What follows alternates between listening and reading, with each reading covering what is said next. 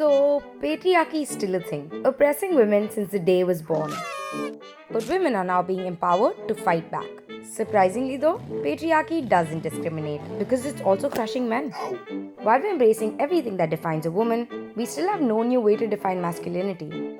Men still aren't considered real men unless they're constantly fighting other men, beasts, or the urge to watch Mean Girls, which, by the way, is universal. So fetch. So, is this masculinity toxic for men? Maybe. And here's how. From an early age, boys are sold the same physical prototype of being a man. They're told to be tall, grow beards, get muscles, play sports. And if they don't, they're bullied till they do. And not to escalate things, but that's the origin story of every supervillain. When it comes to emotions, men don't have any. No, wait, they can't have any. They grow up hearing things like boys don't cry or don't be a girl, and the more nonsensical, be a man. What does that even mean? It's like yelling at a toaster to be an appliance. All this leads to is confusion and isolation.